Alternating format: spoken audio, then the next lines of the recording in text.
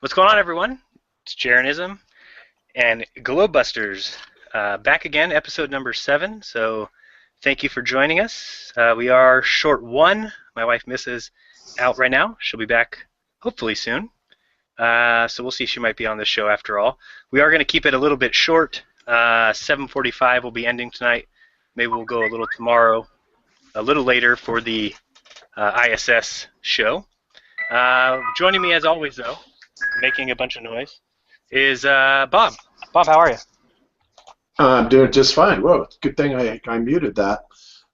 Anyway, doing good. Just got back from the movies a little while ago, and saw a great movie called Inside Out. Absolutely fantastic. Would recommend it to everybody. And other than that, it's been a pretty relaxing weekend. I enjoyed myself. Very good. And TJ's with us as always. TJ, how's it going? Hey everyone. Yep, just here for another show, and yeah, I guess we'll see what happens tonight. As I always say, Bob, I didn't realize that was Inside Out that you were talking about, because that came across as what was that? Oh, I see. It came in as 3 different words. NC Day Out. I was like, what is NC Day Out? Never heard of that one. Okay. Autocorrect, probably. Yeah, probably. So, happy you guys are here again. Thought I'd start off this week with mentioning some of the issues people have with, I'm sure you saw, people had some issues with the video content I chose this week. Bob, I know you saw it. Oh, absolutely, I did. It was tough to watch, but I agree with you. I think it needs to be exposed, and I got to tell you, the shills came out of the woodwork for it. TJ, I'm sure you saw some stuff in the chat and other places as well. Yep, I don't know what it is, but sometimes I get notifications when you post something. Seems like most of the time I don't get notified, so I didn't even realize you posted that video. I saw that video, I don't remember how long ago, so I went today and I started watching some of it, and then so just looking at some of the comments that were posted, and I don't know, just some people are just ridiculous. Yeah, I guess that's a good way to put it. And just so if anybody wants to know, if you watch my channel, be prepared that it is not just a flat Earth channel. And the reason for that is because it's my channel. And if I'm researching something and I think it's important, I'm going to bring it up, regardless of what other people think. That's not really what I base my investigations on or my research on. It certainly isn't what other people are going to think. And in this particular case, I thought it was important to show people the kind of thing that is going on in this world.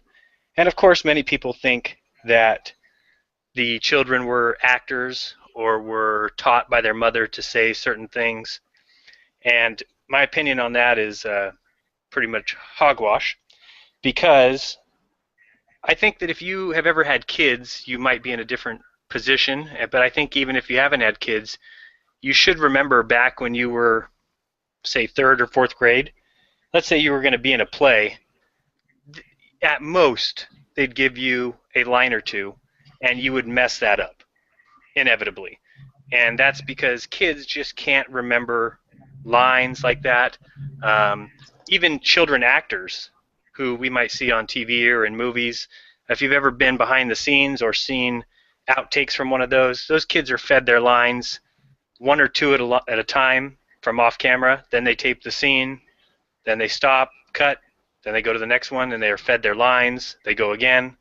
And so there's just no way to get a kid, 9 or 10 years old, to remember that many things.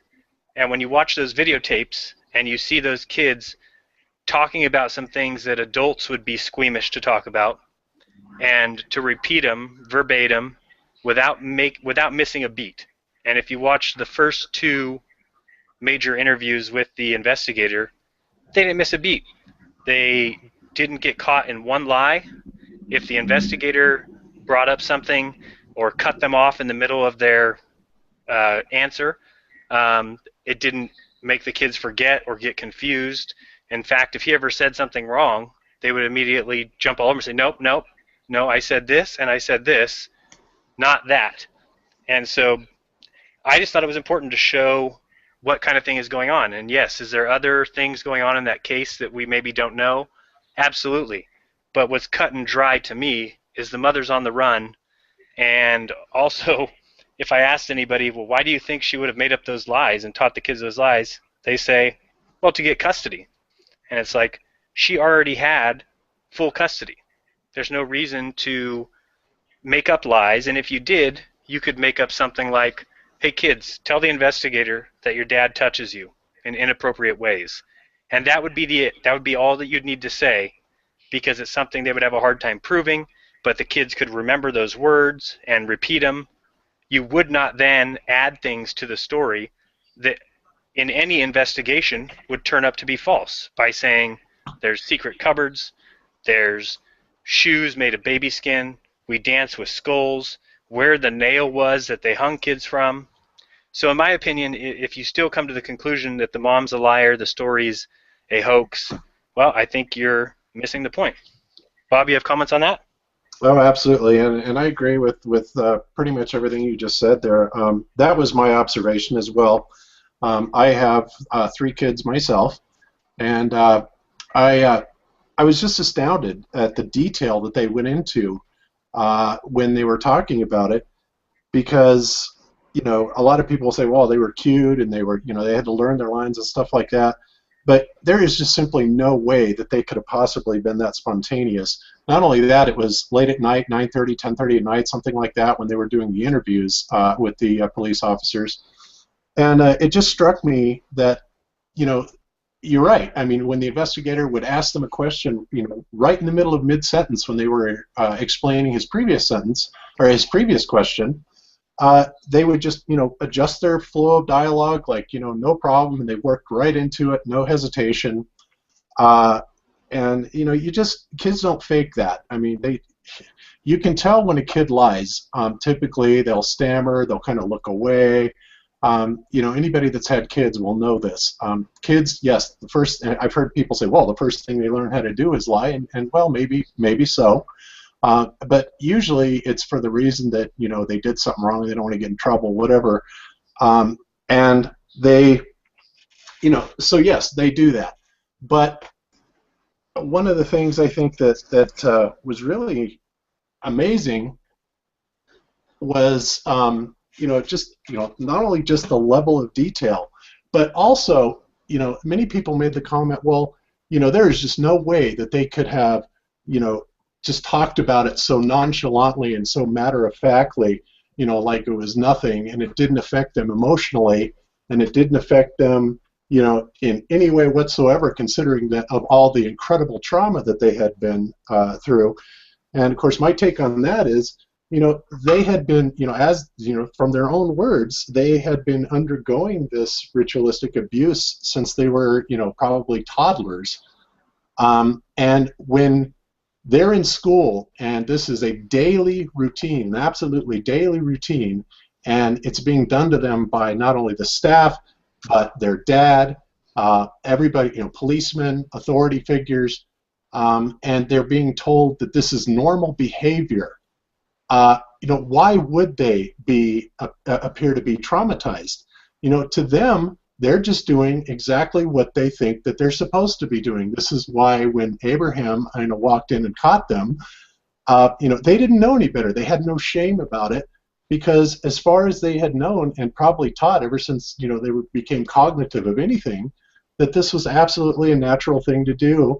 They necessarily didn't like it, but they didn't see anything out of the ordinary with it. It was just perfectly normal to them. So, when you take all of those things and you put them together, it becomes pretty apparent that they are telling the truth without any reservation whatsoever. But that is one of the biggest points that people seem to miss. When they talked about it on the on the comments section, it was like, oh no, they couldn't have possibly done that. Would have been too traumatized. Well, if that was your normal way of life, there is no way that you would appear traumatized, because how would you know any better? So that's my take on it. Yeah, and I think that's kind of part of the thing I wanted to show is sometimes, I know, Bob, if you remember us talking 2 or 3 months ago, one of my biggest things is how these people that are evil in the world, how do they do it? I think I kept asking, explain to me how somebody can have no heart, how somebody can have no cares and not even worry about those that they inflict with pain or punishment. And this story really showed me that at such an early age, 8 or 9 years old, that if this was continued throughout their life, it would almost be the opposite. How could you expect them to have a heart? How could you expect them to care? And so that's what I think I wanted to show, is that Absolutely. it gives more clues for people to kind of see this is who runs the world. This is who is in charge of some of the things that we think are dastardly and devilish, satanic, name it whatever you want. But this is the kind of people that are behind the curtain. And if that's the case, sometimes I think we watch Wizard of Oz or something like that, and the man behind the curtain is a squeamish, kind of embarrassed, kind of little man. And I think that gives us the wrong impression of who's truly behind the curtain. These people are not scared. They are not worried. They are not squeamish. They are satanic. TJ? Oh, let's see. I've got a few things on my mind. One of the first things is that when I was really young, I was growing up. I may have been 8, I don't know, 7. There was this girl that came to visit her family in my neighborhood, and she may have been like 6 years old. I can't remember exactly, but she was a couple years younger. She was kind of a strange girl, always trying to have sex with one of my friends, and I was young. Sex, that was like, what's wrong with this girl? Why is she trying to do that? And sex was not even on my radar. I was just a child, and she was always just very sexual, and it was just so odd to us. And we were always trying to get away from her, and it just didn't. I don't know. She's just a weird person. But it wasn't until we grew up at the right age to be able to understand that kind of stuff that we found out she was molested ever since she was a baby by some guy relative in her life. And then as I grew up, then it made a lot of sense that that's why she acted out like that. There's a lot of stories out there that you can check into, like, for example, JonBenet Ramsey, which was just some stranger that broke into the house and killed this child. Well, actually, no. If you really can dig deeper into it, you can find out that JonBenet Ramsey was part of a satanic family, and she was satanically ritually abused. And if you want to really understand what these people, these families do, they go all the way up. I know it's going to sound crazy, but they go all the way up to the Queen's family. This is all the groups of people involved. You can you can find this book online, download it as a PDF and read it. I read the whole thing. It's Thanks for the Memories by Bryce Taylor, who is Sue Ford. She had an alias for a long time. So she was basically a, oh gosh, what was that lady's name? I can't think of it. She was with the Kennedys, the mind control victim, the blonde, Marilyn Monroe. So she was a Marilyn Monroe. And so if you want to hear about what Marilyn Monroe most likely went through, why she was involved with the Kennedys, read that book, Thanks for the Memories, and you will find out exactly the depth of sickness that these people are involved in and what they do to children, how Walt Disney's corporation, Disney World, was involved in all this, and Hollywood. You're going to see what these people go through when they create these mind control victims. And so seeing these children is very fascinating to me, because when they go through this kind of torture, they create split personality, and they use punishment as control. And so when I was looking at those children and listening to them talk, it's almost like something happened, maybe where one of their personalities somehow came out when it's supposed to be hidden. And if you read that book, you'll understand. There's another book by Linda Stone, who was a friend of mine, and I was going to tell you about this, Jeran. And she wrote this book about her life. She married into a multi-generational satanic family and didn't realize it because with their personalities, they're nice people. They're Christians, but they have these other personalities that come out, and that's how they can have no idea what in the world is going on or what people are talking about when they start saying the things that are going on. But she was a friend. We've talked and just helped her. She was on some different internet shows or whatever. But then she ended up deciding, I guess, to not be a friend of mine anymore because I didn't believe in the tribulation and the rapture. So she was quite dogmatic about that had to be true, and well, she couldn't really be my friend if I didn't believe in that for whatever reason. Yeah, these children seem to be telling the truth to me. My nephew, his father, he was very abusive, not sexually or anything that I know of, just very, he has rage and anger problems, and him and my sister ended up breaking up, which thank God she did, because I was trying to break that relationship up for a long time just because of how, I don't know, just evil with his anger. And my nephew has been a terrible liar his whole life.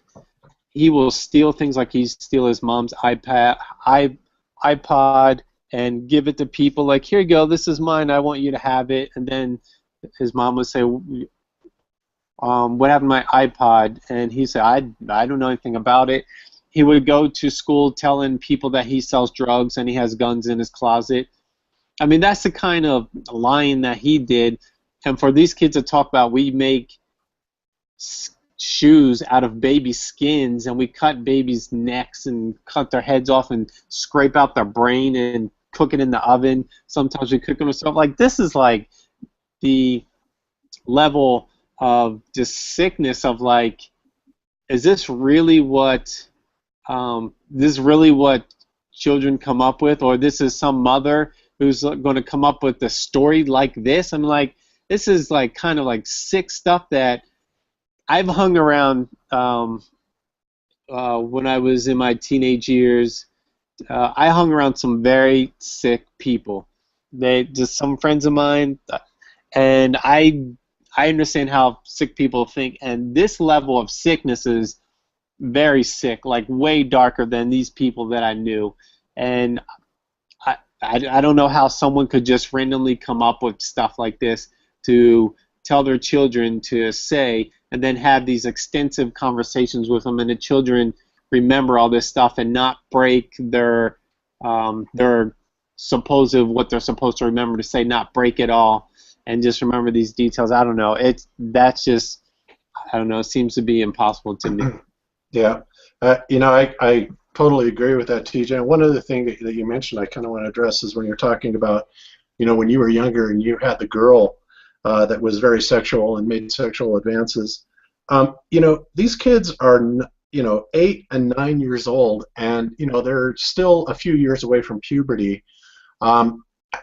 It struck me as really weird that they would be playing with each other, in a sexual type of way, because I don't know too many people that had any sexual desire before around the age of maybe 11 or 12, around the onset of puberty. So obviously they weren't, just little perverted kids that, had the sexual desire that they needed to do this. Again, this is what they were taught to do. This is what they believed that they were supposed to be doing, and therefore they were caught doing that. So, and another thing that reminds me of, going back to the Illuminati defector that went by the alias of Spali, one of the things that she talked about that really struck me as amazing was that apparently, I don't know if it was a nightly thing or every other night or a few times a week, they would have to get up at like 1 o'clock in the morning. The whole family, they would have to drive to a place that was typically on a military base, according to Spali, and in there they would meet with their handlers, I guess, for lack of a better term, and they would go through all kinds of verbal abuse, physical abuse, basically to generate an intense loyalty to that handler, and the handler would then basically be specialized in traumatic psychology, and would reinforce this mindset, I guess, that the elites are programmed with from virtually birth. So not only are they molested, they are made to do sex with each other, they are abused, but then they have to get up and be sleep deprived in the middle of the night, go to these places for an hour or two, and then come back and then have to start their day all over again. And to me, I mean, I just cannot imagine what a more horrific life you could have. And yet, they're promised that they are special and that they will be rewarded by whatever they're promised. And they're just lied to, and they unfortunately grow up believing that all of the stuff that they go through, and that they're special, and that none of the rest of us people, the other 99%, are able to have that, because they're the chosen ones. And to me, that just struck me as unbelievably sick. Yeah, I don't think there's any other way that you can see it. And I know people kept commenting, where's the proof, and the fact that they need to realize is there was no investigation. That's the whole point. The point is, they never did go to these people's houses and check for these secret rooms. They never did go to the school and investigate. And the reason why is because it was covered up. And that's the whole point that I was trying to get across. Yeah, you can say that in a regular case. Where's the evidence? Where's things like that? But if it never gets to the point of investigation, if you look hard enough online, you can actually find the one and only interview that the agent did with the father. And it's a joke. It's clear deception. It's meant to kind of suffice people who are looking into it. But it was all swept underneath the rug. No investigation was done. And that's the whole point. Same thing with this judge's ultimate decision. If you read that, it's just as if she reviewed only the tapes that the stepfather made. And in those tapes, yes, it does seem like he's coaching them a little bit. Yes, he does seem angry. Yes, he's yelling at the kids, telling them, if you don't tell the truth, you're going to go to jail. But he's saying things like, you killed babies. If you don't tell the truth, then you're going to go to jail. You deserve to go to jail. And, you can understand why he would say some of those things. Now, did that discredit the case? Absolutely.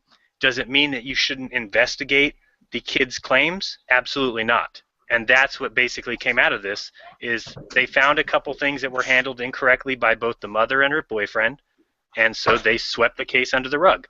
So the facts of the matter are that, yeah, I could see how you can come to the conclusion of the kids are lying, but if you watched the tapes and actually didn't just watch BBC and actually made your own conclusion from that, you should come to the facts being that those kids could not have possibly been coached through the actual interviews with the investigator. So I also want to go ahead. Oh, I was just going to say, so did you actually watch, I mean, I didn't actually watch the, the video that supposedly the kids came back and said, oh, it was all a lie. That didn't really happen. But I did read a comment from somebody, and I wanted to know if this is true, because I don't know. But I did read a comment to somebody that said something to the effect of that, I guess the little boy, when he was, saying, well, it never happened or something like that, that said, his dad only did it once in a while instead of every day. Is that true? Is that true? Yeah, and you should see, I mean, the videos that are with them admitting all the things that they said happened were like hour-long interviews, right, or even longer. And then when they admit that it wasn't true, when they say they were lying, both interviews are about 20 minutes. It might even have been less. And the investigator clearly leads them down the path to say that it's a lie. And then as soon as they say that, the interview ends. And so he didn't investigate at all. Before, when the little girl would say, well, this is the direction to Mr. Holling's house, he would say, okay, now where is it? Where do you go? What color's the door? What's in the room? What's the carpet like? What's under the table? So he was digging. Now, when she said it wasn't true, it was simply, okay, well, thank you for telling the truth now. Let's go put you in the other room. Let's get your brother. And with the little boy, he would ask him, and so did you really kill babies? He'd say, yeah, there was a lot of babies. And he says, well, did you really kill babies? And the boy said, some babies. And he says, some babies, no babies. Okay, that's what I thought.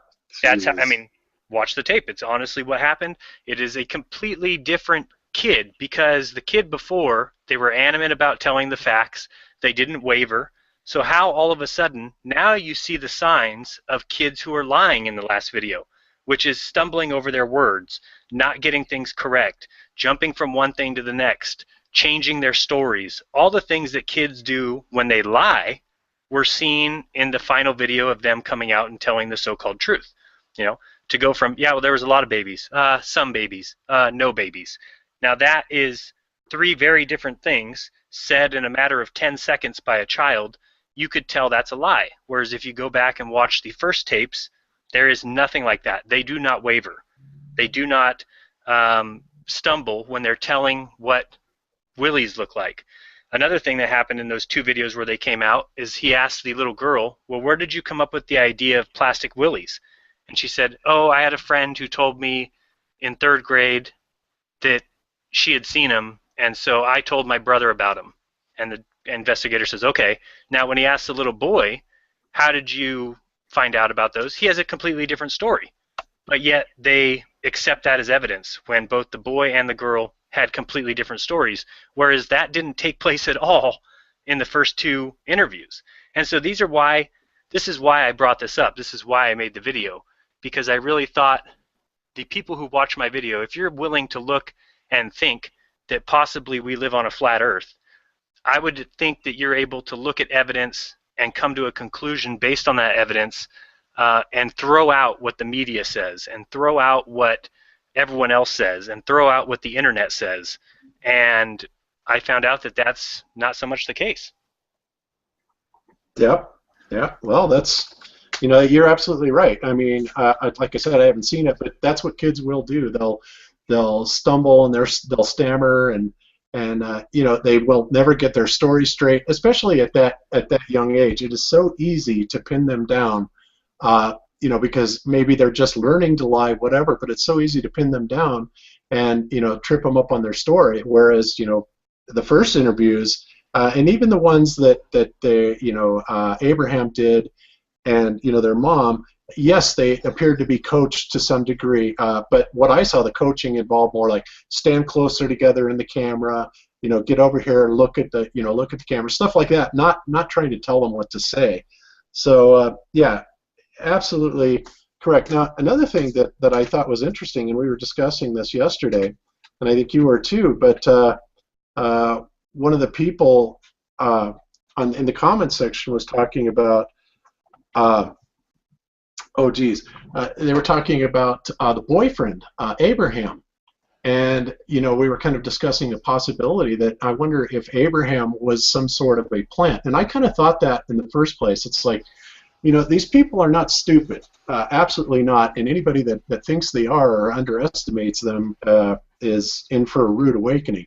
They're not stupid. They cover their bases, and it seems to me that they're like really good chess players, and they would think ahead about stuff like this. So it is entirely plausible, in my mind at least, that they could have sent this Abraham guy to kind of be a companion, to be nice to the mom, and kind of start courting her in order to be a part of her life, just as a safety, a safety stopgap type thing in case something like this did come out.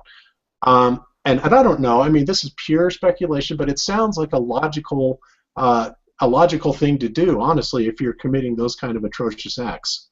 I agree. I think the same thing, and it wouldn't surprise me if, when you hear things like in the video where they finally say that it was a lie, one of the things they say is that Abraham hit them in the head with a spoon while coaching them in these interviews or whatever, and that to me seems like something that the investigators could use to their advantage by saying, hey, we understand that Abraham, you want him out of your life because he's also mean and does also things bad to your mom.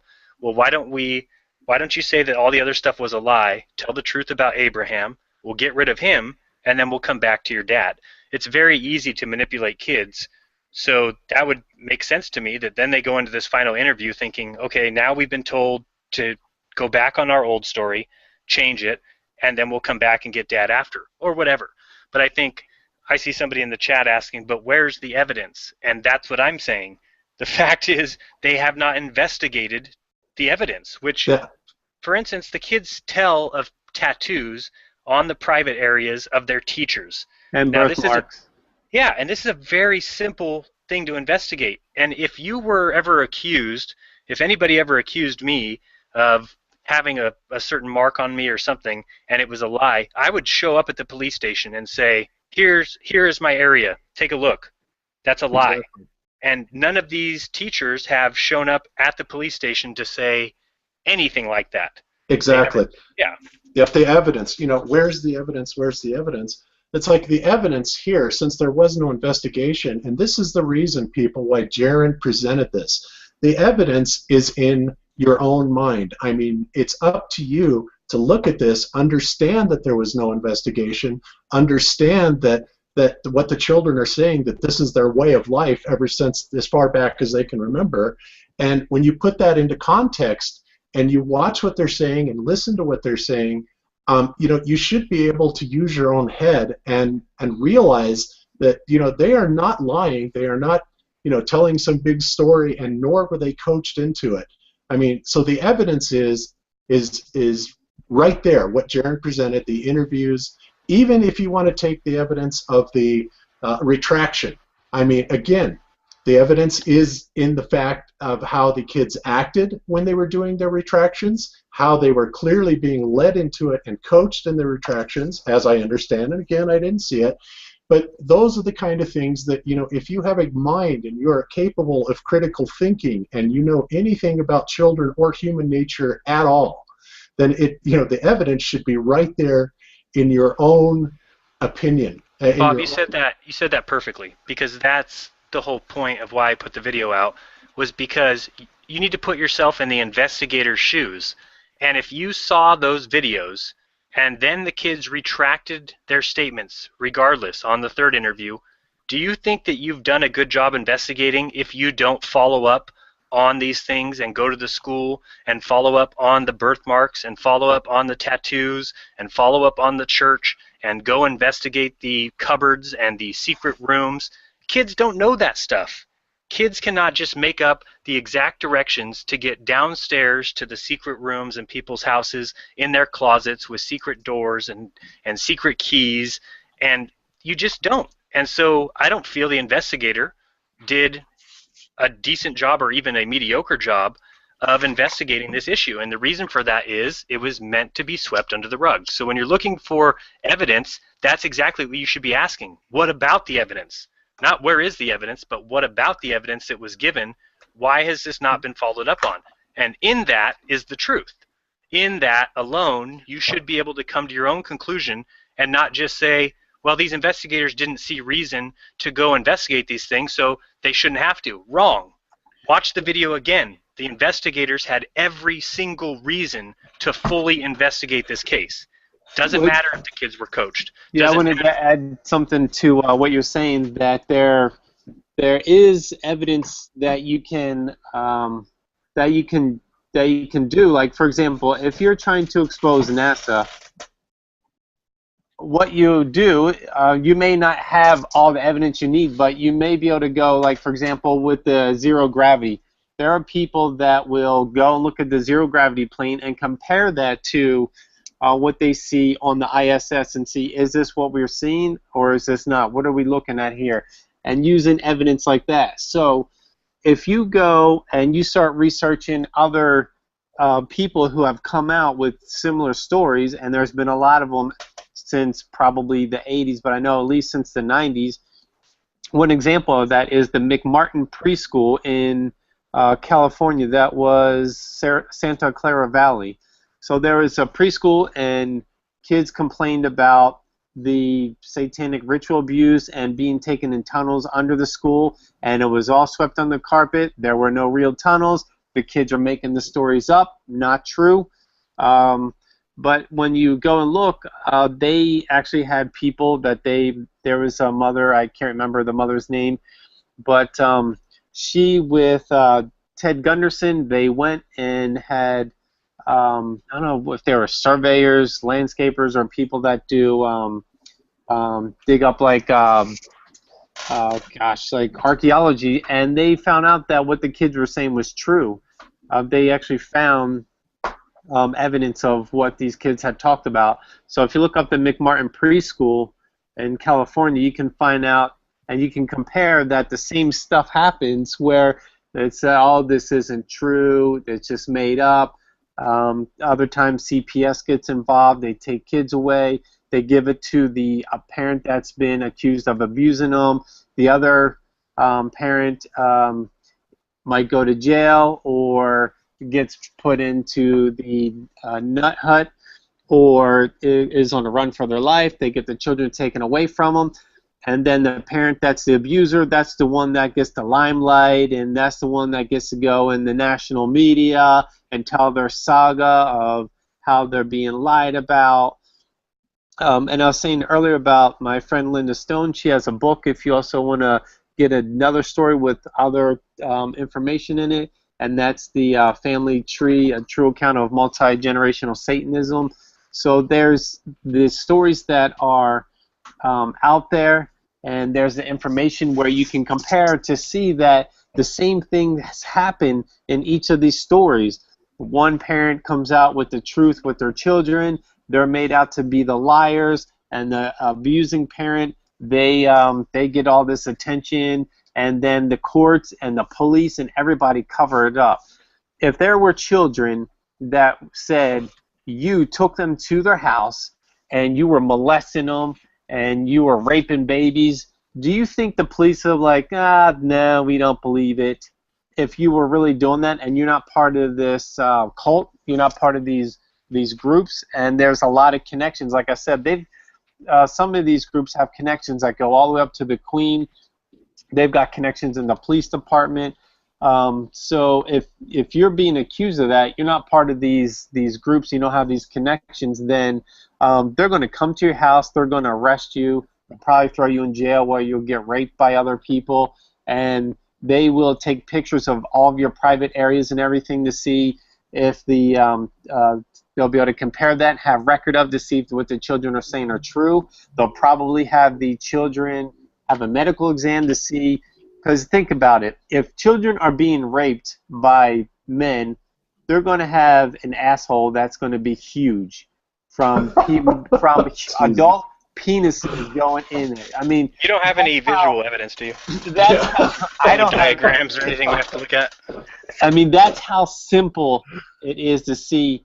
One, are these children being molested like they say? That's how simple it is to prove up that that yes, they are being abused by somebody. Yeah, and I think that's absolutely true. That's all that you need to do is look at the evidence and actually thoroughly investigate this case, and that was never done, and that should be the biggest clue. And so that just kind of leads me into my second point, which was Mr. Dave Johnson, who feels like telling people that they're false witnesses and that they're going to burn in hell and that I'm guilty of murder and I'm an antichrist. And, I mean, this guy is off his rocker, period. Insane. Insane.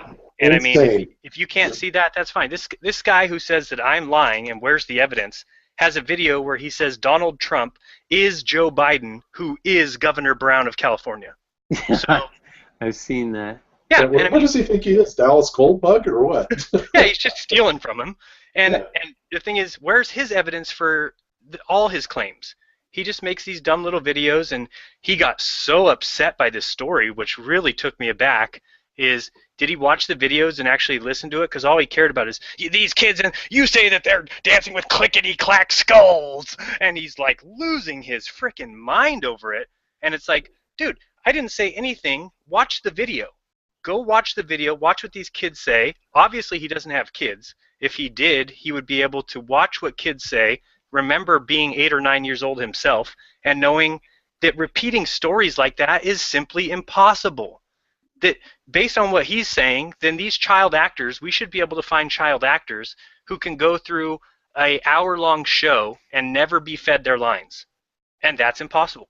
There is not a show that does that.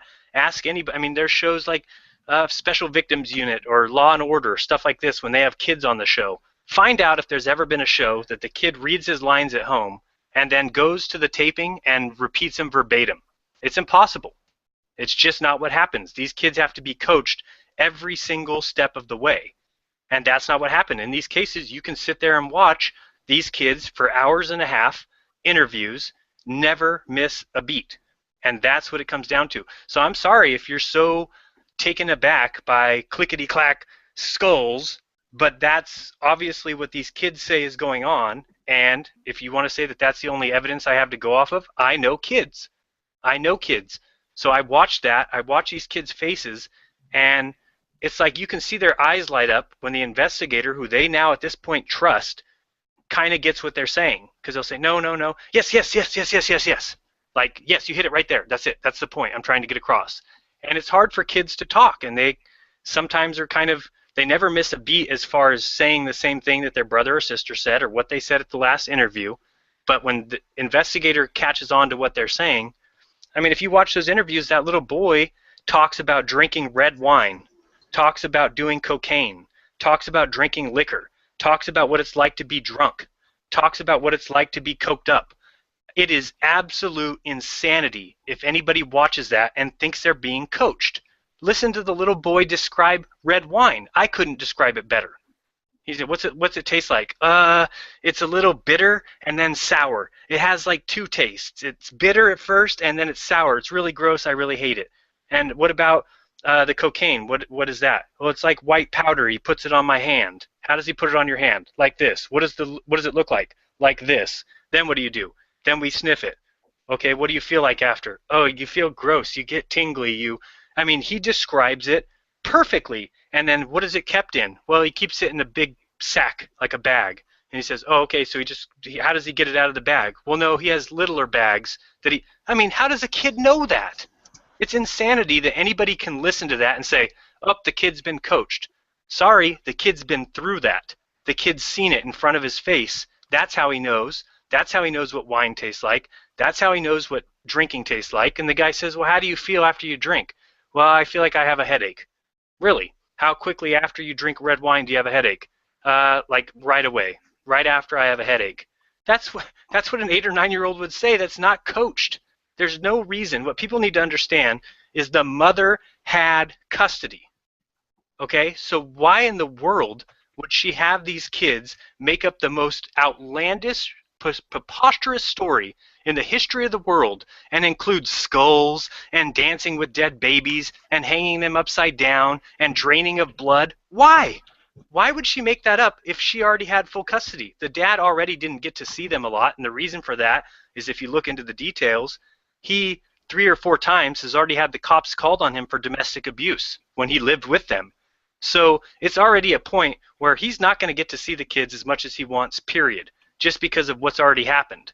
So why would the mom and the new boyfriend and the kids concoct the most outlandish story when they could have just said, kids, tell them your dad touches your privates?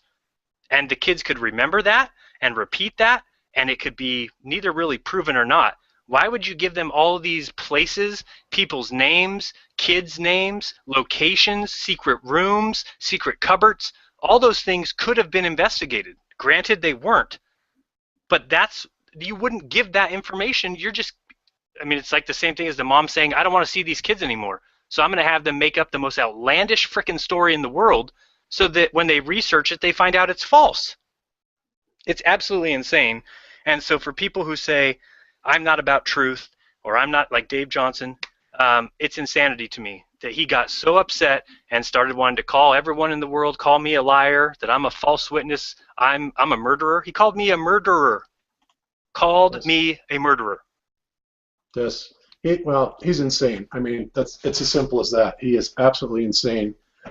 So I think, basically most people can look at Dave, just what he said in the chat, how he's going to, report our souls or condemn, or whatever it's like he's our judge. He thinks he's Jesus. I mean, he is worse, honestly, than Lord Stephen Christ, because I think Dave thinks he's Jesus or something. You know, he's the one that he's going to go around condemning everybody.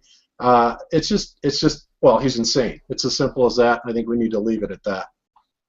I'm happy leaving it there. TJ, I, anything on that? Well, I watched one of his videos where he was doing an expose on Jeranism on the GLOBEBUSTERS show. So I was like, okay, well, this will be interesting. So he starts out the show, or not show, he starts out his video doing an expose on, like, your Masonic numbers or whatever. And I'm like, you're doing an expose on the commercial that shows up before the GLOBEBUSTERS show started, which YouTube sets that. YouTube puts the commercial. Like, we have no control of whether there's going to be a commercial or not, or what commercial is going to be there. And I'm like, you're doing an expose with some number that's on there, like 22 or something, and I didn't even know he did that. Oh, he did. He starts going off on the commercial, like, you know, like he planned it, Jeran. Yeah, I'm got like, nothing to do this with guy any of is the out of his commercials, mind. Yeah, I was like, this guy is like out of his mind. And He is really like so loony, kind of like the guy on A Beautiful Mind. Have you seen that movie? Yes. I've seen it.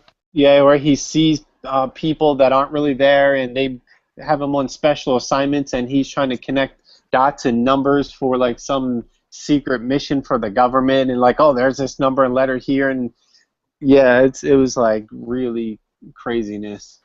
So I'll leave it there. I've tried to block him from my channel, but I hear his comments still show up. But I can't control it any further than that, and I'm not worried about it because, again, like I've said before, if people watch his channel or watch his comments on me and then watch me and they choose to follow him, I could care less.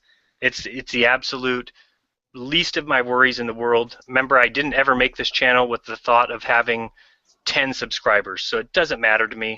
My point was that I was going to make videos about my research, things that I had found, and trying to get the information out to people who wanted it.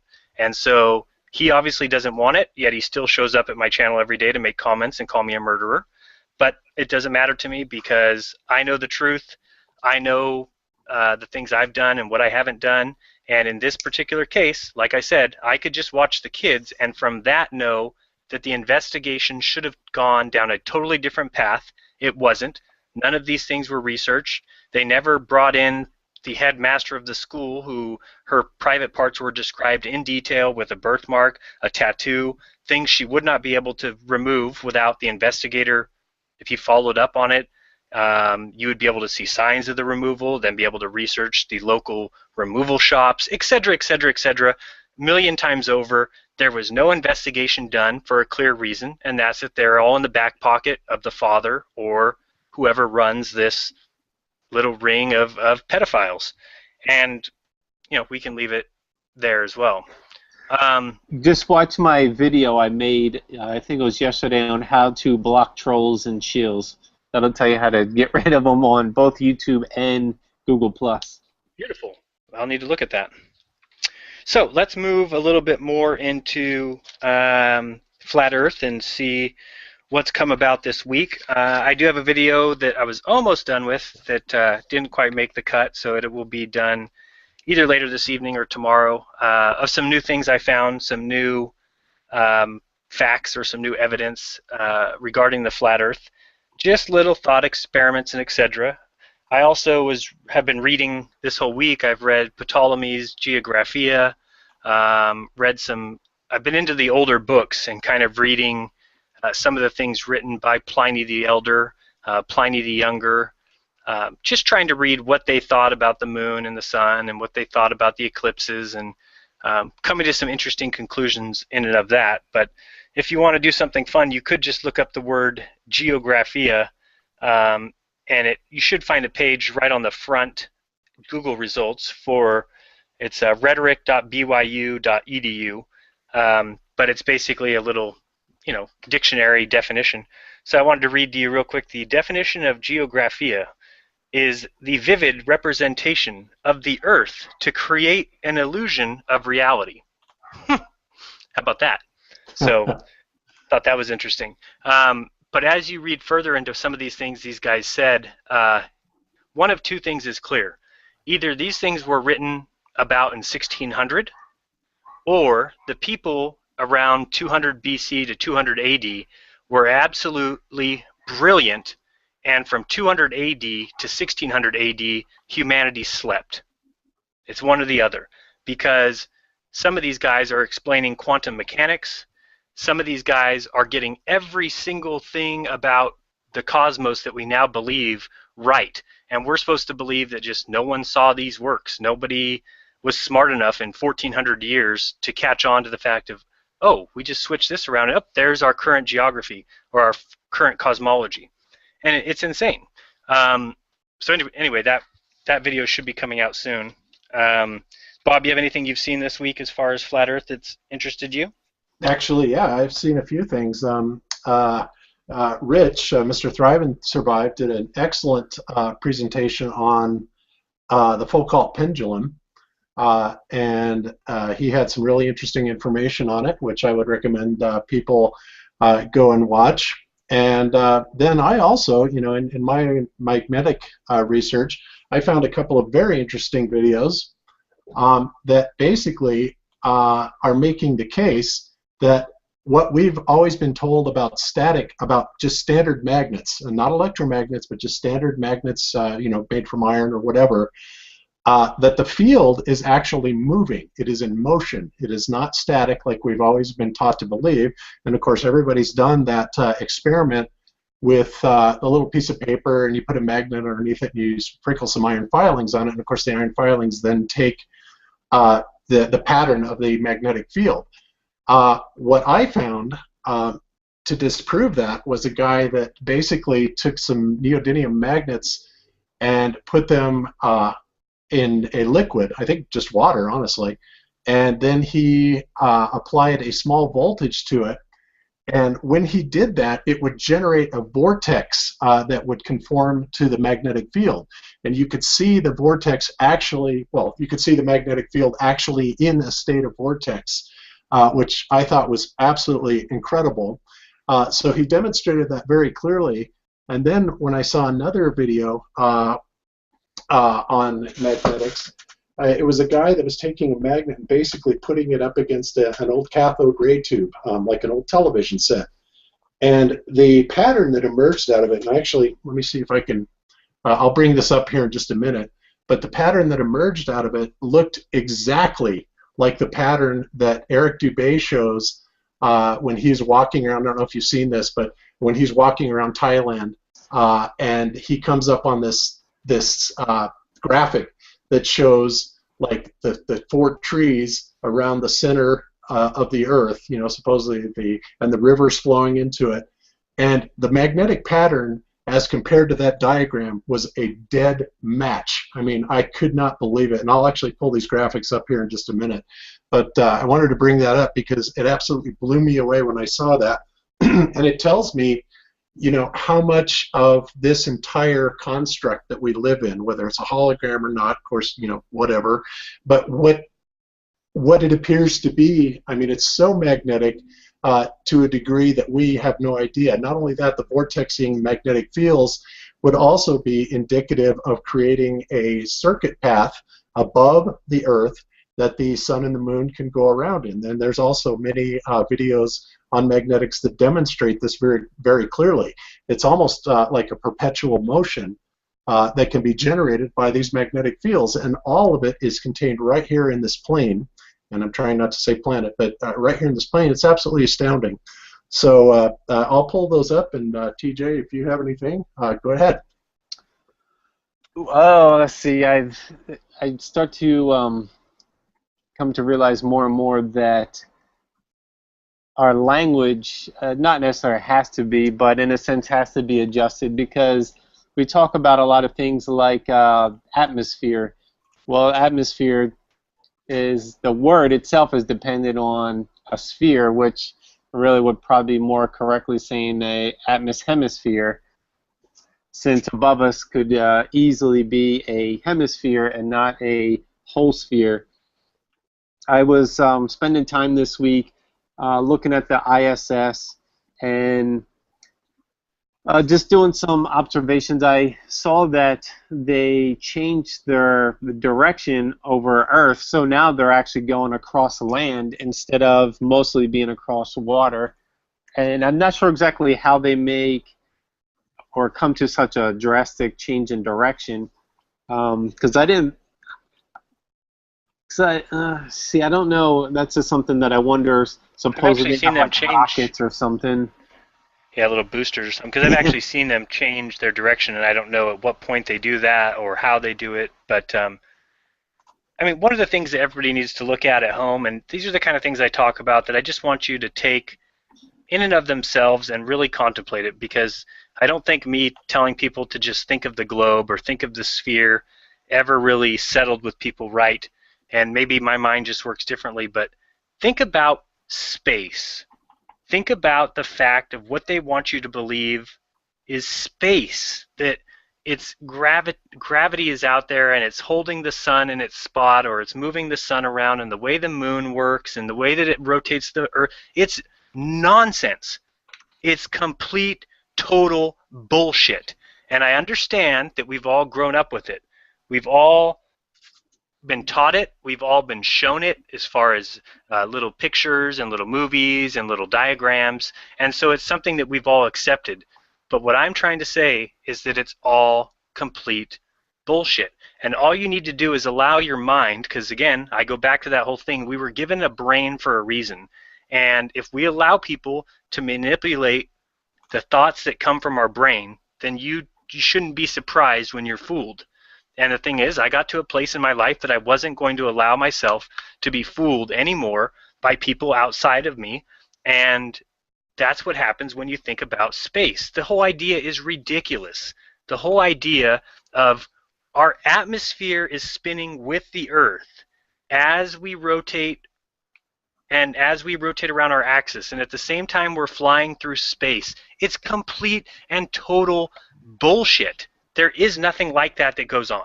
The whole idea of gravity attracts like bodies, which is why, or items of mass, which is why I'm stuck to the Earth.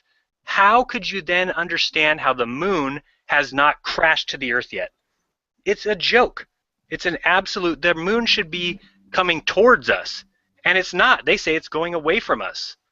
Well, both items have mass. If you've ever looked up the weight of the moon, it's astronomically retarded.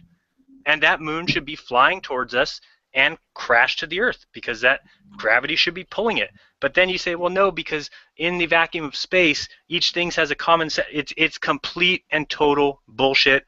I'm going and saying that full out.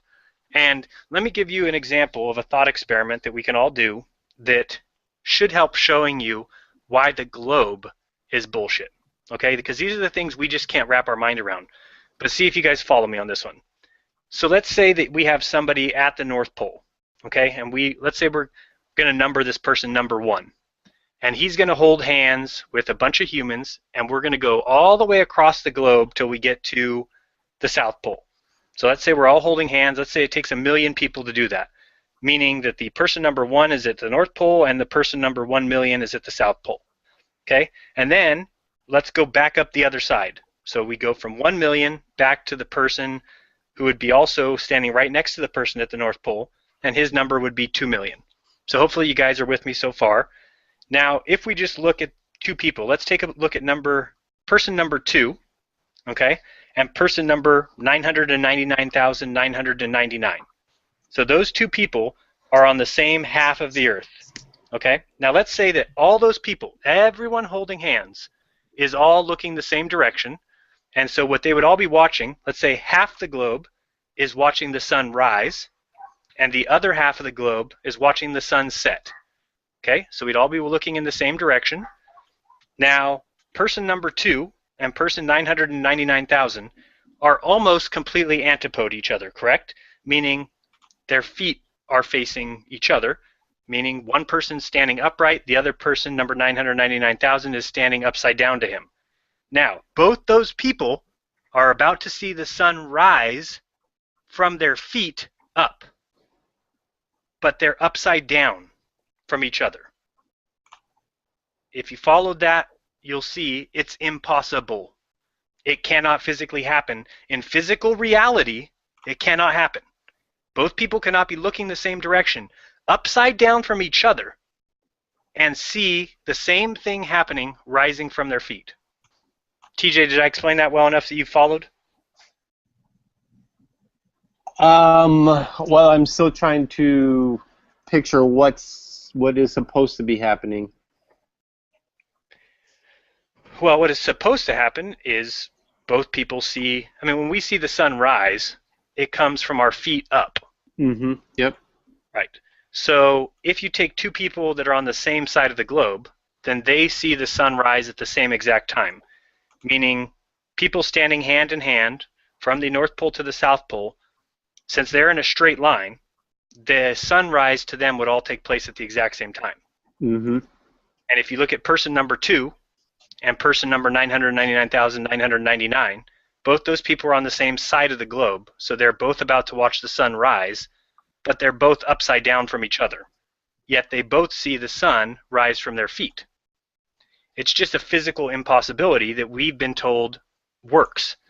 I mean, another way to describe it, and this might be hard for people to see, it's something I understand, and the reason I came to this conclusion is I took my phone and tried to do different ways of showing the sun rising, and me moving my globe in a moving my earth, moving my camera in a circle, in a spinning motion, so I could show the different things. Here's the facts.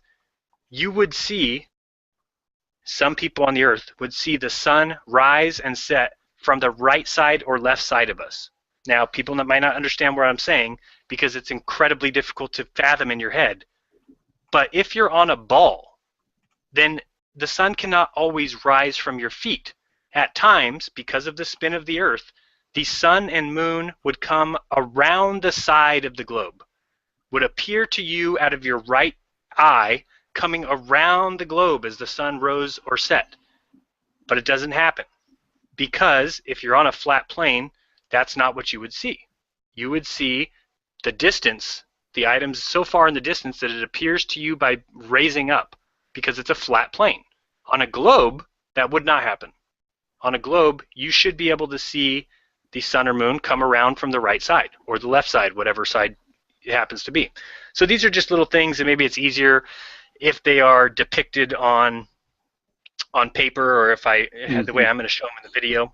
Yeah, that's way easier to visualize, because some people said they got it and other people say they don't, and it would just work better if we could. Yeah, it's going to be on the video I release. Here's another way of looking at it. If you take a globe, okay, and you take a piece of paper, or actually it'd probably be better if you took a piece of cardboard, and you sat that piece of paper on top of the globe, okay, so that it's straight out. That is a flat plane, and that's all you would be able to see from the globe, no matter where you put that piece of paper, okay, which means that our view of the Earth, of the sky, should not be half of the night sky. You should see far less, because you're actually limited in what you can see. They want you to believe that you can see half the night sky. Well, put a piece of paper on a globe and think about the fact that that flat plane sitting on a ball, you can't see below that plane, or else you're so high up on the globe that you could see past the curvature, which even the globe earthers say you can't. So if you put that piece of paper, if you make a fist right now and put something, even like your iPhone, make a fist, put your iPhone on top of your fist, that plane of the iPhone is all you can see. So how then can you see all the area below the globe, which we already know you can't see underneath it? But the fact that you're supposed to be able to see half is not true. You would only be able to see what's above the globe, which, even if you look at old Ptolemy writings and things like that, even he stated that the fact that you can see half the stars at night and half are below the horizon proves the Earth is flat, because it's impossible on a ball to see half the sky. And so these are the kind of things I'm trying to bring in upcoming videos to show people what I'm stating, because they just allow the globe earthers to say it's been proven, it's fact, don't worry about it, but they won't allow us to start digging into it, because as you dig deeper and deeper, you will see that things are physically absolutely insanely impossible. And so that's why I don't care that Red's Rhetoric and these guys want to make fun of me and make videos about me. I don't care, because we're not very far away, in my opinion, from people looking back and saying, holy shit, that lunatic Jeran had an idea, was kind of right. Am I saying I'm perfectly right? Am I saying every word that comes out of my mouth is true? Nope. Not saying that at all. I'm a human being. I make mistakes. But I'm also saying that I am capable of thought that tells me outright the globe is a lie. The idea of space, the idea of unending vast amount of suns and these rotating planets, it's nonsense. Because then you have things just like Venus that spins in the opposite direction. And you ask, well, how does that happen if everything spins the same direction? How does Venus spin backwards? Oh, it must have been from a collision. It just started spinning backwards. Yeah, they kind of make up the rules as they go along, don't they? Yeah, absolutely. Yeah. So anyway, so I know we don't have a lot of time tonight, Jeran, because you have other obligations, but I do want to touch on these very quickly. I also want to, if you want to pull up my screen, I don't know if I'm showing live broadcast or not, but I noticed that Enter the Stars was out there, and kind of wanted to give him a little plug on this Denali Solved Center Earth Nailed anagram to the cross, and it's about Mount Logan and also the newly renamed Mount Denali, which of course was Mount McKinley before in in Alaska. And so he was very smart in following this up, and he found some very, very interesting things surrounding Mount Logan, especially a circle of megalithic sites that go around it pretty much in a perfect circle.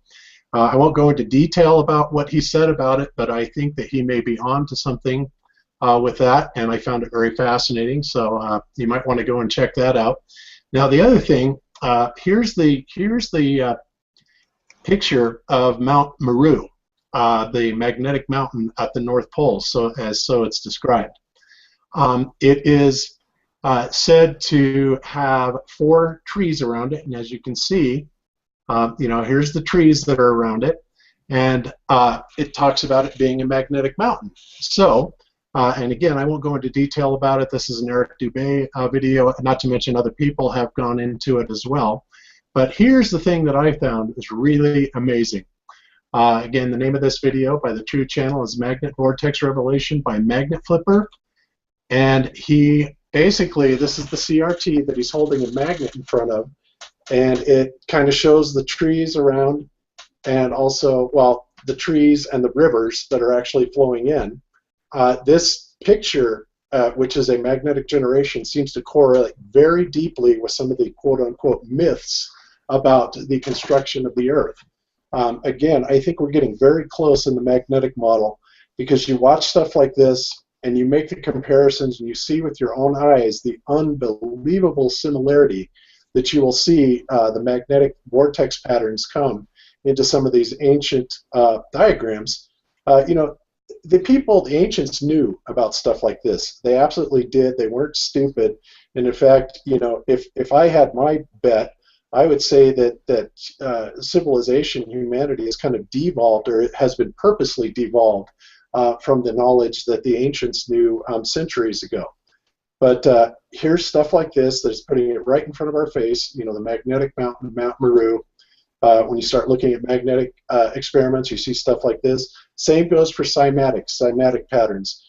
You can look at some of the sound patterns that even an opera singer can hit, and it will depict very clearly things that are depicted by ancient drawings all over the world, not just in any specific continent, but all over the world. And it's absolutely right there in front of our face, as always. And I think people really need to investigate and look at this stuff. So anyway, these are the pieces. Oh, and then one other thing I also wanted to mention too was Insanity is Sanity also has a new website coming out, which looks like it's going to. Yeah, I do too. I think it's going to be a really cool repository of work, and kind of everything. He's kind of got everything all into one. I think it's a grand idea, and I think I encourage people to go over and check it out and support him on it. And so I think that's about all I have for the flat Earth stuff, and I'll let you take it back and see where we are. All right. Yeah, and I totally agree. Insanity is definitely doing a good job, and I encourage everyone to go out there and really start to make your own videos, or if you're not comfortable in doing that, just to research. And if you ever Yeah. send me a bunch of information that you've found or whatever, and you want me to make a video and give you all the credit, I have no problem doing that. But all I'm trying to do is get out truth. One interesting thing, and again, I'm not saying that I think that the moon is fake, because I have not come to that conclusion yet, but I want people to start investigating some things, like the fact of, where did the word lunatic come from? Because I've heard some stories that said it came from the fact of people who used to believe in the moon.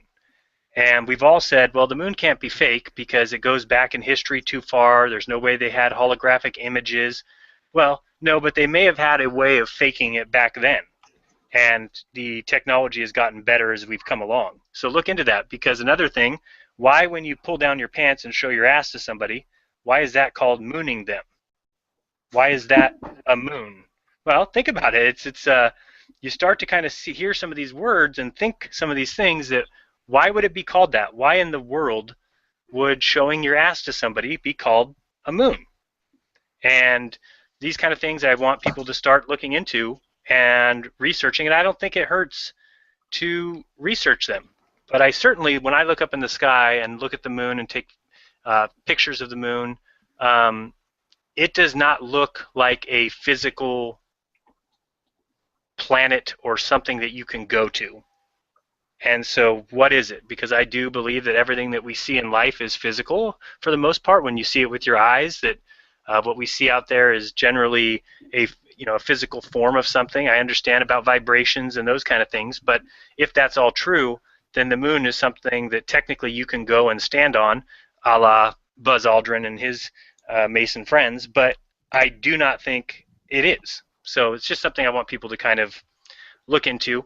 And another thing, I was trying to compile a list for this video, and maybe you guys can think of some other words, but think about the things that the globe earthers are allowed to just say that we are all supposed to just believe. Like gravity is obviously a big one, right? They'll just say, nope, gravity does that.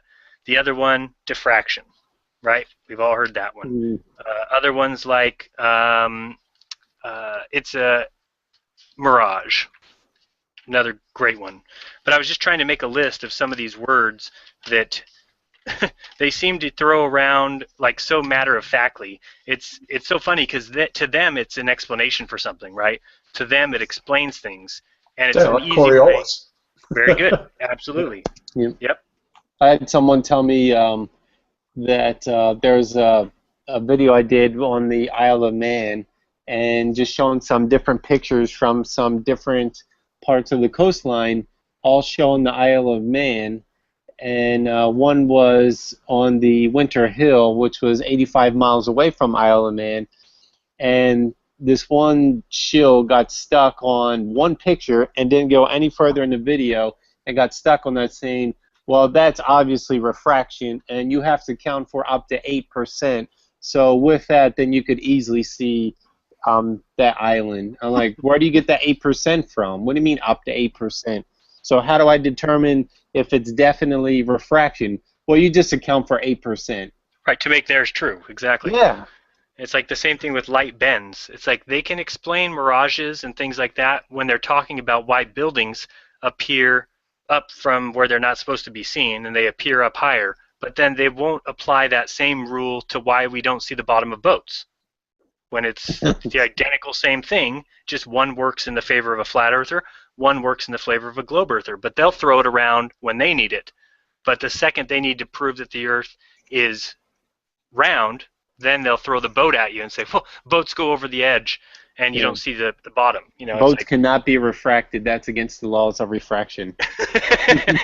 Yeah. Exactly. So these are the kind of things that I was just looking for a list, because there's so many. I mean, gravity in and of itself is nonsense. And if people can't see that, there's nothing I can do to help you, because you need to understand that we live in a duality where every single force that there is has an equal and opposite force. It's just the way life works. You know, there's hot, there's cold, but gravity has no equal. Gravity has no counter. It is the end-all be-all of forces, and if that were true, we don't understand it at all. So rather than they won't allow the word God in their conversation, scientists won't, and I actually agree with that. If science is about the study of physical phenomenon, then they should definitely leave God out of the question. But then they also allow things like gravity to explain basically everything that they know. They're just able to use a word like gravity that can't be observed, and somebody will say, oh, you could just drop a pen. Yeah, you mean to show that something with weight falls? Like, that's, you can't just then apply a word to it and say that's also responsible for everything else that we see, why the moon rotates the earth.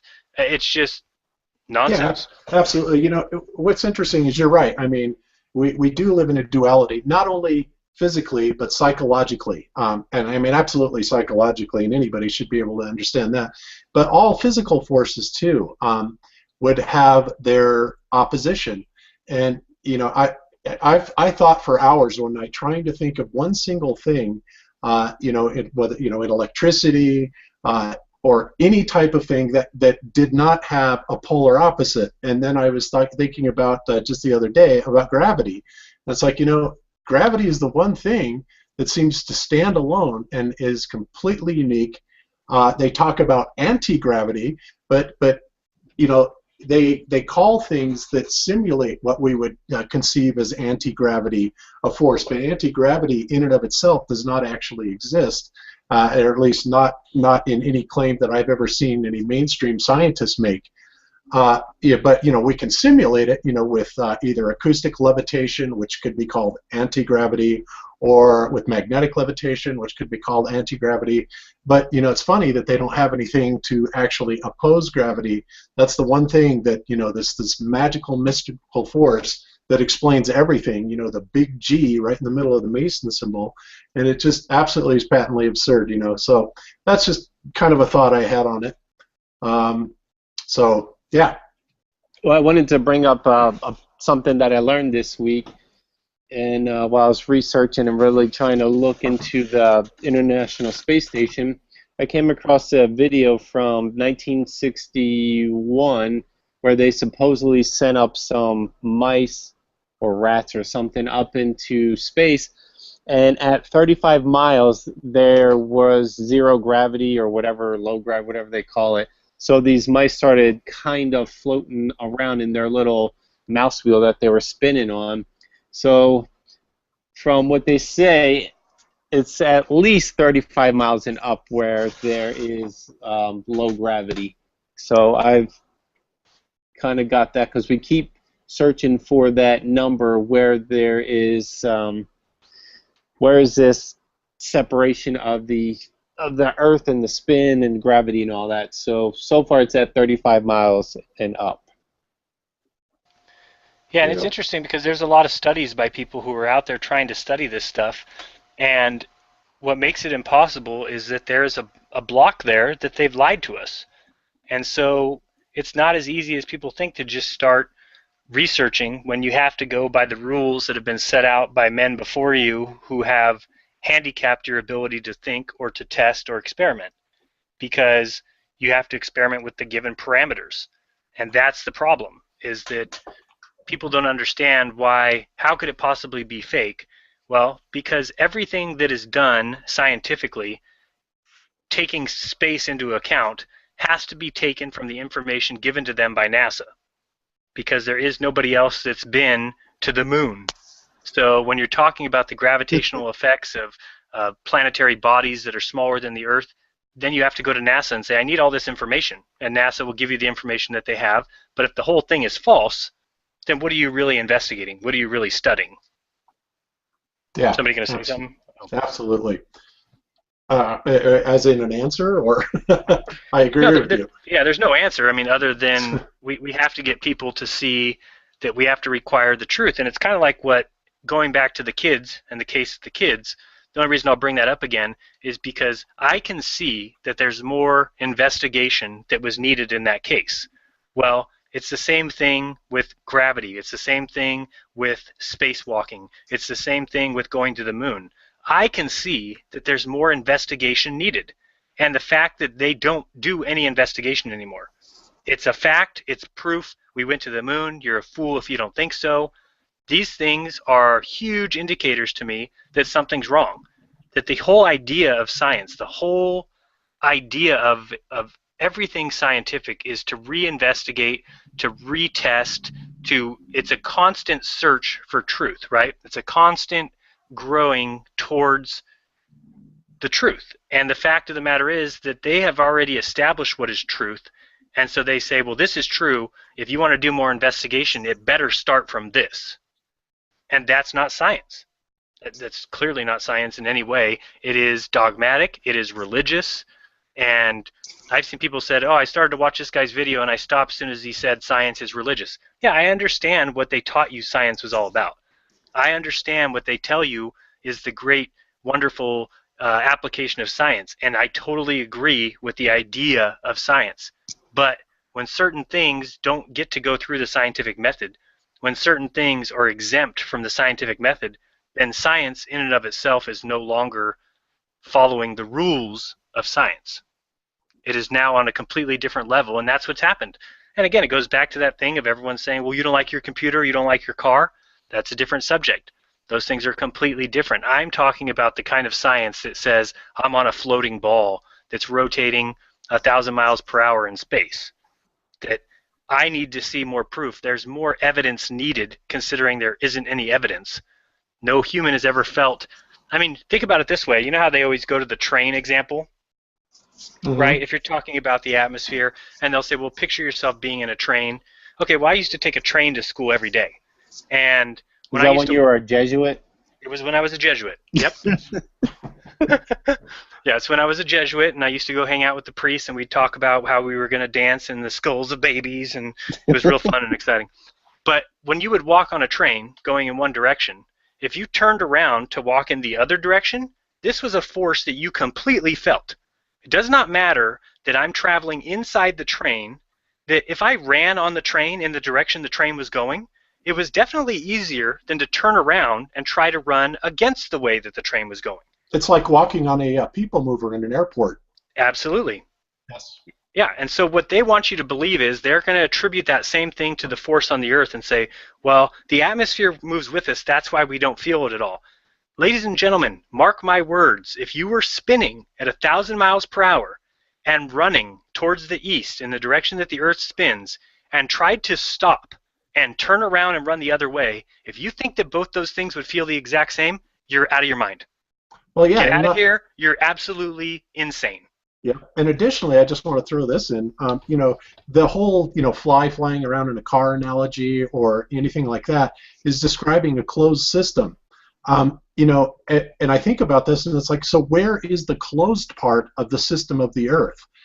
You know, it's not like we're inside something, necessarily, as far as the baller theory goes. It's not like, we're here rotating with the dome over our head and we're actually in a closed system. We have layers of atmosphere above us, and then above that, and many people have asked, including myself, well then what happens, what holds the atmosphere in? What stops the atmosphere from just bleeding off into space, into the vacuum of space? It's, in other words, what I'm saying is we are not in a closed system. That is a complete fallacy and a complete lie. Therefore, the old fly in the car analogy does not hold up. It doesn't hold water at all. No, not even a little bit. And I think as you start to really dig deep into this, it's not as simple as just, well, we were taught this, it must be true, which I see from a ton of people. But I don't feel that they're actually using their mind, and that's, again, sometimes I even forget, why did I make this channel? And it's because I want people to open their mind and not simply accept what people say. And that's all that this is about, is that people feel we've been on this earth forever. And, I still haven't done the full amount of studies that I need to even come close to coming out with a video about the missing time. But really, to think about as much as the human race has discovered just since 1900, as far as electricity, and then flight, and then plane flight, and then rockets, and then television and radio, and et cetera, et cetera, et cetera, go on and on from there, wireless communication. Then look back at humanity. What was everybody doing? Did humans have no desire to grow at all? I mean, there's books that they say Leonardo da Vinci wrote that he clearly shows the concept of a vehicle, of a car. It's clearly in his writings. Well, what were people doing since 1600 that nobody looked at his book and said, hey, he drew a four-wheel car here. Maybe we should make one of these. That we had to wait until 1900? I just don't buy it. I don't buy it at all. Do you guys know when the bicycle was invented? Nope. No. Yeah, the bicycle was invented in like 1875. You're telling me that nobody could come up with a bicycle once they had the wheel? It's insane to think that humans are as dumb as they want us to believe. Mm-hmm. And they want to tell us about the Dark Ages, and if that were true, then it's because they killed everybody and there was nobody left. I mean, it's really the only thing that makes any sense is that there was a couple of elite that said, let's start over from scratch and kill everybody, and they'll all be stupid as shit. And that might be the truth, but I haven't been able to do enough research to come out with that video because I know how everyone likes to pick everything I say apart. So I really want to make sure I have my bases covered.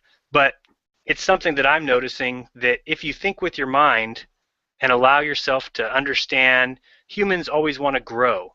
I mean, I spend every day researching, learning, looking into things. Well, that's how humans have always been. So why is it that only in the last 100 years have we started to really discover things and find the truth of things, you know? Yep, absolutely. I don't know if you guys see it the same way or... I absolutely do, very much so. One other thing I wanted to point out today is you know, people asking a lot of questions about Foucault's pendulum, and you know, oh, well, that's one of the things that proves that the Earth is rotating, yada yada yada. And so I found this document. I think somebody posted it today, and I was looking at it. And this is actually a Foucault's pendulum answer key. So it's like a student sheet that they teach. And honestly, this document is the stupidest thing I've ever seen in my life. When you go down, you highlight some of these points, and they make all kinds of assumptions in here. You know, why it's scientifically important. How do you think a pendulum could be used to show that the Earth spins? It is accepted that a pendulum swings in a straight plane, and we know there is no force available to make the pendulum rotate. Then it must be the Earth that spins underneath it. I mean, they make so many patently absurd assumptions in this document. It's beyond belief, and yet this is a document that teachers use to actually teach this in class. I would encourage people to actually go and look. And in fact, I will post a link to it, you know, at the end of the show, where they go and read this. But if you want to read comedy and the stupidest thing you have ever heard in your life, that is absolute conjecture, that is absolute, you know, complete fantasy land, in how they describe the Foucault's pendulum, you know, you definitely got to see this. So anyway, just wanted to bring that up and show that to you. It's AAAS Science Net Links, sciencenetlinks.com, student teacher sheets, Foucault's pendulum answer key. Look at that for a good laugh because it's utterly ridiculous. So anyway. Well, thank you for that. No, so I just wanted to look up to make sure I had it right. But yeah, it's about 1850, even up as far as 1880 that they say a bicycle was made.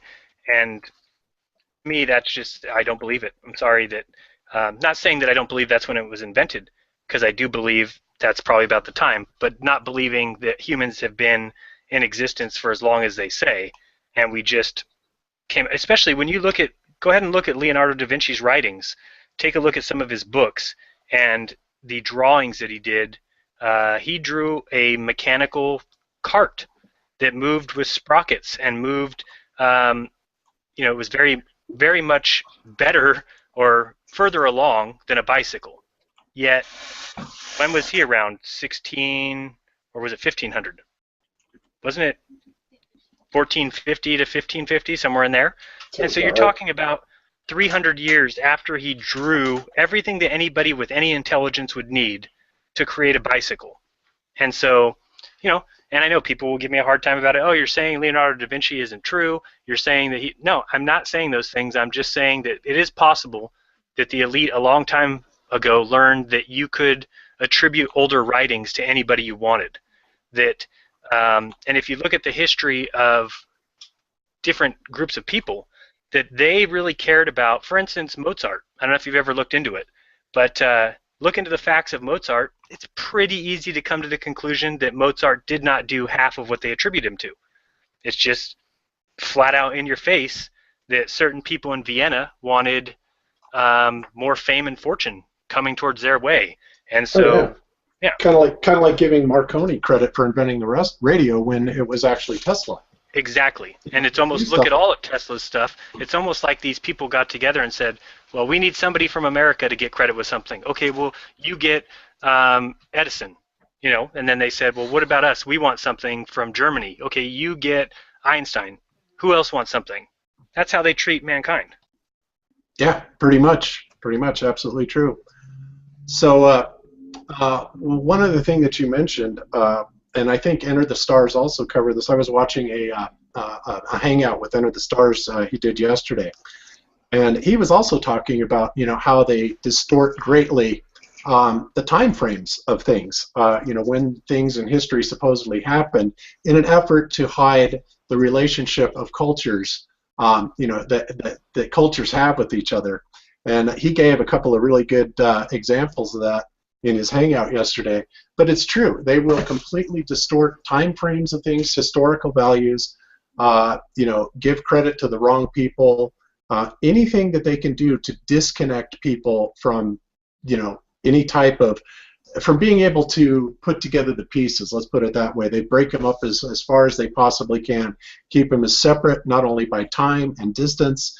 And fortunately, with the internet and the technology that we have today, and also, some people have done some really outstanding research.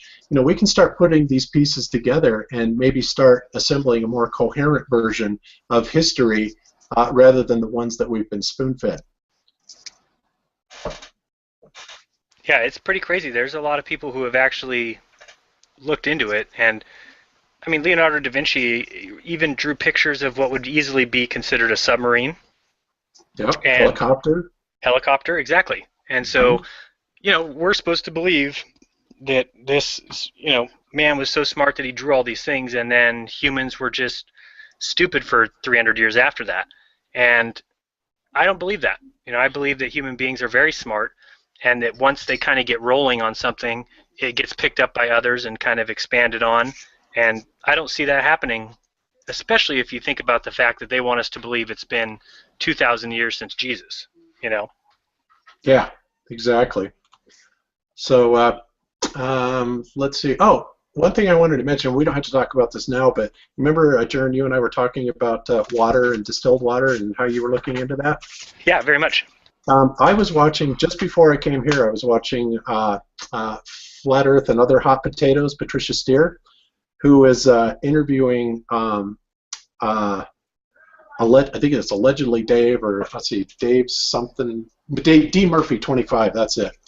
And they were talking about, they went into pretty good detail about, why you actually should drink distilled water, and why the argument about it stripping stuff out of your body is ridiculous. But I just wanted to bring that up. We don't have to talk about that now, but kind of put that on the radar. We could talk about it in a little bit.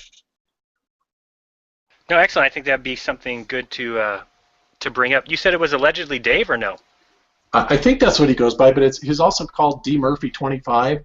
I'll look into it, because I know allegedly Dave contacted me and wants to be on the show. So maybe that's something we can look at doing next week. Yeah, he actually was talking about, like urine therapy and the fact that you really don't have to eat much, and why. And I was fascinated by the stuff that he was talking about. I think that's allegedly Dave. In fact, he told me, and I believe this was off the air, because when we used to do those Ball Earth Skeptic shows, when they go off the air, just the guests on the show would usually stay on for an hour after and kind of talk about things. And I believe it was during that he told me that he went 70 days without food. Yeah. Which yeah. I was blown away by. But I've also read some things, and I know it was even scientifically investigated by some medical team back in London or something. There was another man who says he hasn't eaten or drinking in something like 50 years. Yes. In China or something, and he basically uses like a drip system in his mouth that he calls it or whatever. But these are the kind of things that I'm starting to see, is that it is possible that everything that we believe is not necessarily true. Oh yeah. And if you train your body to sleep, like they tell you with babies, right? Babies need 10 hours of sleep. Babies need 10 hours of sleep. Well, if you train a baby to sleep 10 hours like that, then guess what? When you're 15, 20 years old and you go 2 or 3 days without sleep, you're going to lose your mind, because you've been trained that you need that sleep. You need that rest for your mind to recuperate. Well, what if that all is bullshit? It really wouldn't be very much information for us, because our bodies are so used to needing sleep that we could never probably come out of that. But you could probably train your body to be sufficient.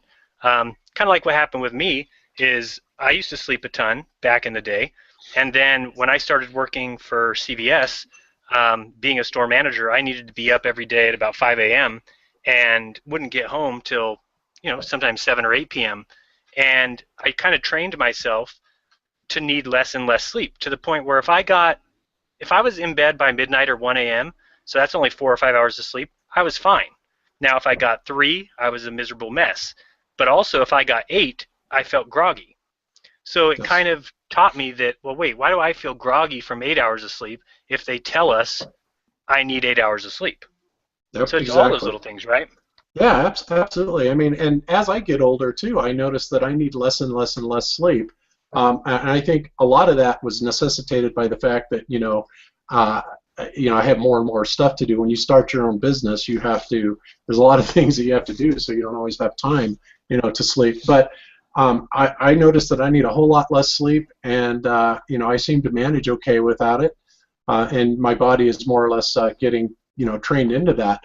But getting back to the distilled water, one of the things that and it was the same guy, by the way, D. Murphy and allegedly Dave, it is the same guy, was talking about is science will tell you that you shouldn't drink distilled water because it will deprive you of critical minerals. And I always thought that notion was ridiculous, because you'll replace those minerals, with the food that you eat if you actually need them. Whereas, in nature distills all water.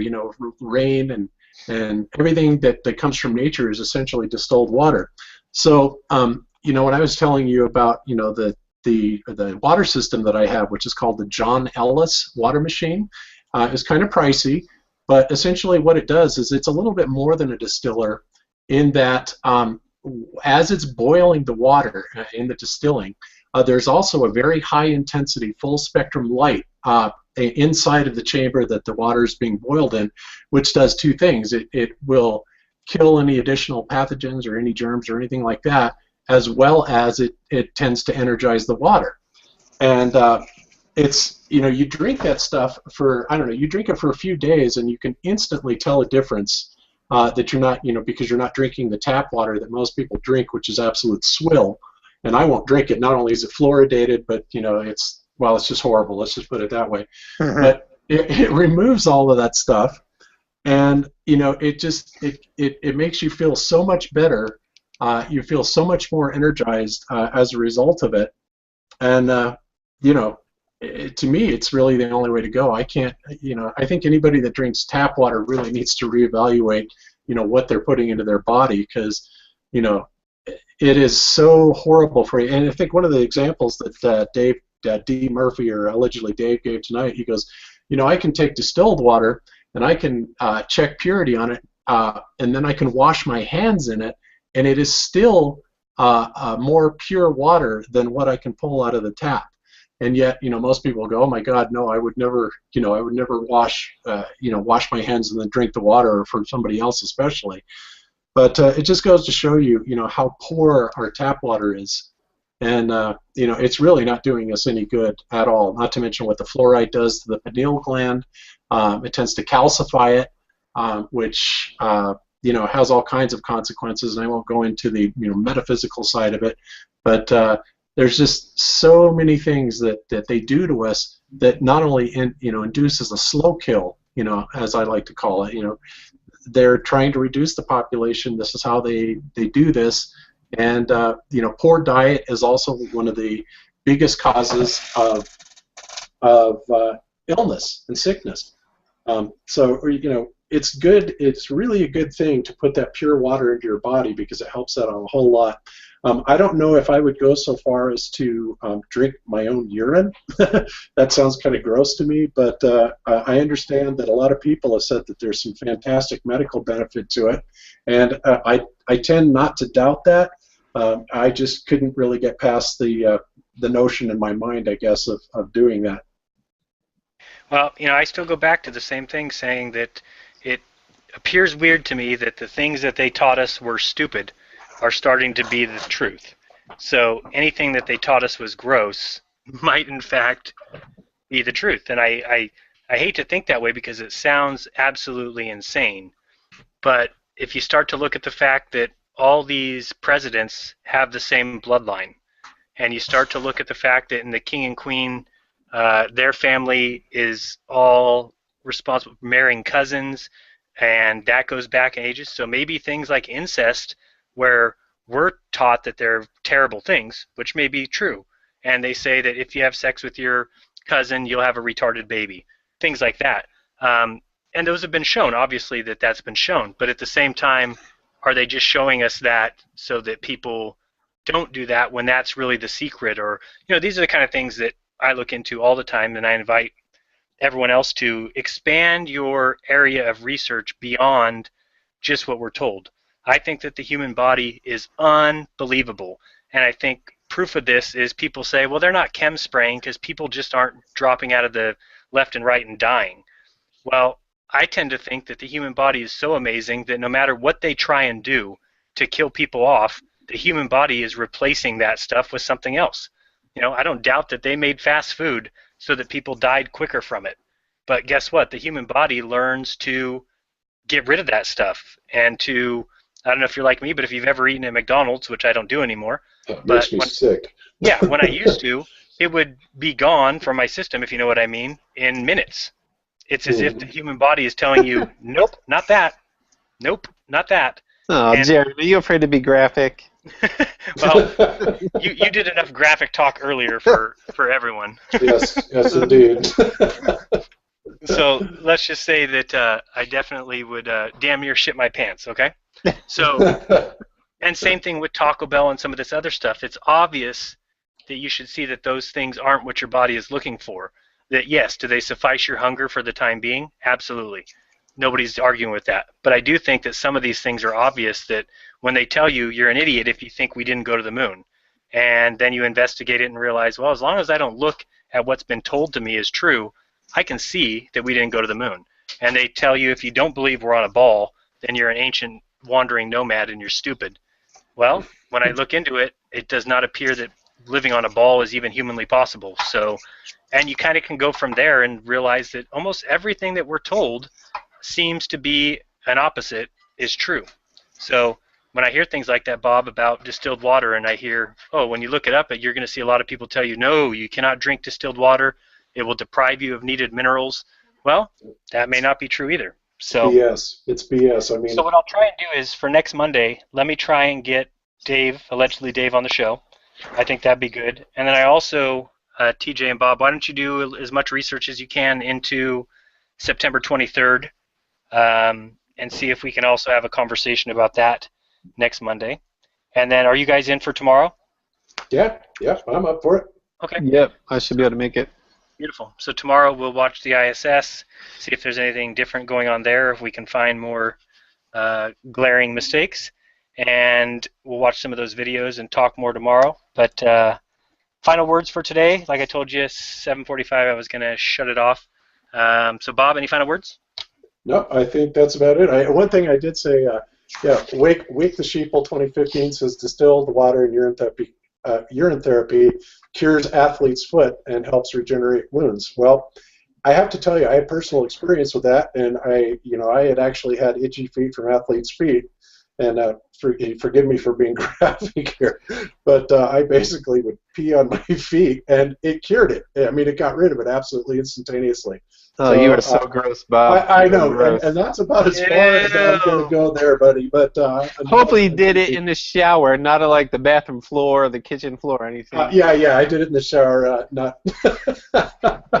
But you know, he's right. I mean, it's amazing what your own body fluids can cure and stuff like that. So I mean, I don't dispute the theory behind it one iota. It's real, but I got to get past that mental barrier, I guess. That's the tough part. Yep. TJ, any final words that don't have to do with the size of people's anuses?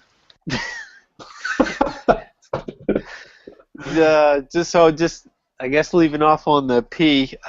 My wife and I we used to watch Mike Hawk, and he was a former special ops in the military, and so he had a survival show with his wife, who was a British journalist, and they were out in the desert and dehydrated, and the only thing they had to drink was urine. So he got I think it was a cactus, cut it off, peed in it to help give a little bit of flavor, and he said that you can drink the first pass, but don't drink the second pass.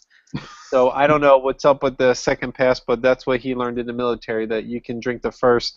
His wife couldn't drink it, just the dehydrated urine smell was too bad, so she got sick, but he was fine.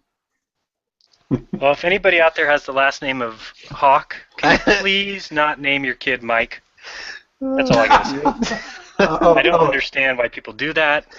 Michael, Mike, doesn't matter. Don't name him that. There's a girl next door that lives next door to me, and her dad's last name was Hunt, and guess what his first name was? No way. Yes, Mike. There's just no way. Yeah, oh my goodness. I know.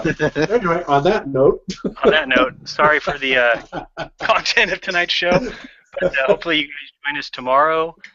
GLOBEBUSTERS watches the ISS. It'll be episode number 2, and I promise we'll go later because I have to leave early tonight. But remember to open up your minds, guys. There's truth inside. Be nice to each other. Don't lie to each other. And we'll see you tomorrow. Till then, this is Jeranism and GLOBEBUSTERS. Peace. Peace.